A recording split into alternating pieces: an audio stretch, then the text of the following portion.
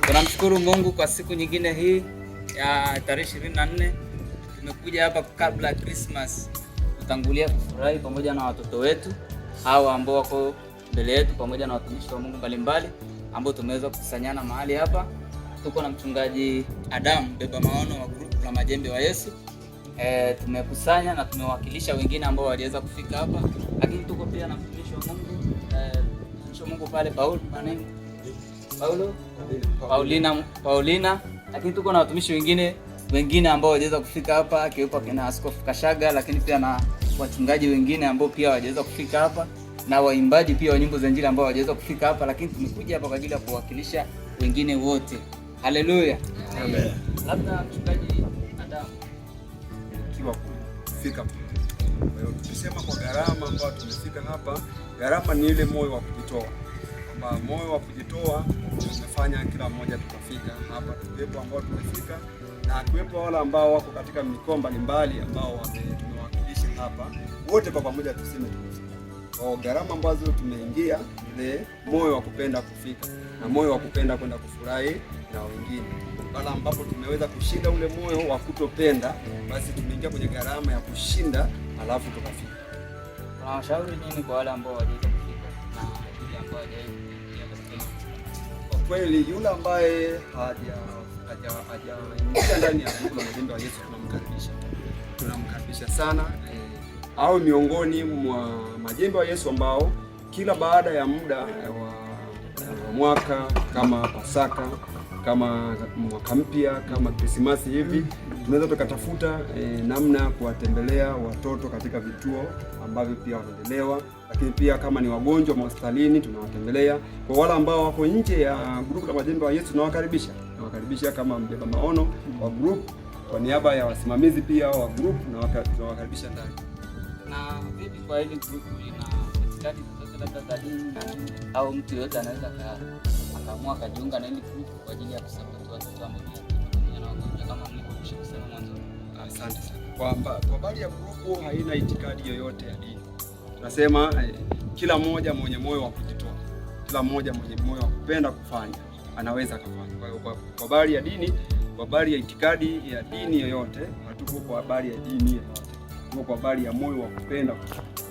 Sababu tunapofika namna hii, ule moyo wa kupenda kufurahi na watoto kama hivi ni moyo ambao ni moyo wa mwanadamu, ambaye moyo wa kupenda anaweza kwa itikadi ya dini.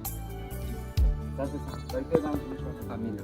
Labda mtumishi wa Mungu ambao ndo mlezi wa kituo hichi ambao nacho kiko maeneo ya hapa Kasadala, labda tungeweza kuzungumza naye pia mawili matatu. Mtumishi wa Mungu, tuambie aina ya changamoto unazokutana nazo kwa ajili ya hawa watoto, kwa sababu wewe ndo mlezi. Tupe sababu ambazo unajua kuna sehemu nyingine labda unakereka, kuna sehemu nyingine labda ni furaha kutoka kwako. Labda hebu tuambie, tueleze jinsi inapokuwa mtumishi wa Mungu. Sababu ni mtu. Sawa, na wewe ni mchungaji? Mimi ni mchungaji. Nakufundisha neno. Nakufundisha kuhusu habari za ufalme wa Mungu. Na pia nawaelekeza njia sahihi waepukane na maovu. Wakijua kweli ya Mungu itaweka. Mimi nawafundisha neno la Mungu linalowaongoza na wasaidia kwenye maisha yao. Na hebu tuambie labda kwa changamoto ambazo unazokutana nazo, maana tumeona na mtoto mdogo kama huyu. Changamoto ambayo unapata ya kumlea mtoto mdogo kama huyu na hana. Sina changamoto kwa sababu mimi ni mama. Kwa hiyo najua mtoto anahitaji nini. Asubuhi, mchana. Anahitaji kula. Tunashukuru sana. Kuna support nyingine yoyote unapata labda kutoka sehemu nyingine?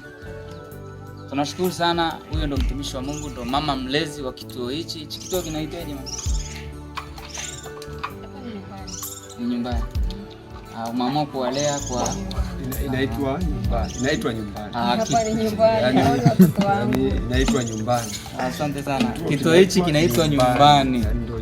kwa kila mmoja tunamkaribisha nyumbani. Akija tu Sadala akasema nipeleke nyumbani, basi anapeleka nyumbani. Asante sana wewe unaonitazama hivi sasa, labda mtumishi wa Mungu unaweza kumaliza. Okay, asante.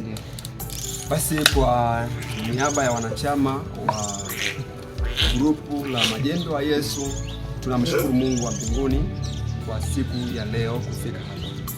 Lakini pia nitoe tangazo moja na ushauri moja kwa kila mmoja ambaye anasikiliza video hii.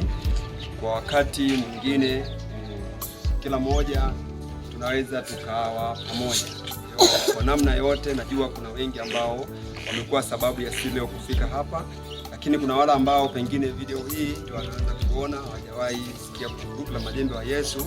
Basi grupu la Majendo ya Yesu tunakuwa katika app ya WhatsApp. Kwa hiyo grupu la Majendo ya Yesu katika WhatsApp tunapatikana. Kwa hiyo unaweza ukachukua mawasiliano, alafu na wao kawa miongoni mwa wanachama wa grupu la Majendo ya Yesu, alafu tukawa tunajadili pamoja na kuweza kufanikisha haya mambo. Kwa hiyo niwakaribishe kila mmoja, lakini kwa wale wote ambao ni Majendo ya Yesu, tumefika leo mahali hapa na tunawakilisha vyote ambavyo tulikuwa tumezungumza, na kwa pamoja tumewakuta watoto wanaendelea vizuri kabisa, wakiwa wanaendelea na masomo kama tulivyoona. Kuna ambao wako form 3, kuna ambao wako form 2, form 1, la 7 na la 6 na chekechea kama inavyoonekana kwenye picha, huyu chekechea na wengine wote, kila mmoja hapa anasoma. Kwa hiyo tuendelee kuwaombea kwa ajili ya elimu yao, lakini zaidi sana pia kuweza kuishi katika maisha ya kumpendeza Mungu. Kwa kumalizia niseme Mungu wa mbinguni awabariki kila mmoja na tunawapenda. Na watoto tunawapenda pia. Amen. Piga makofi Bwana Yesu. Amen.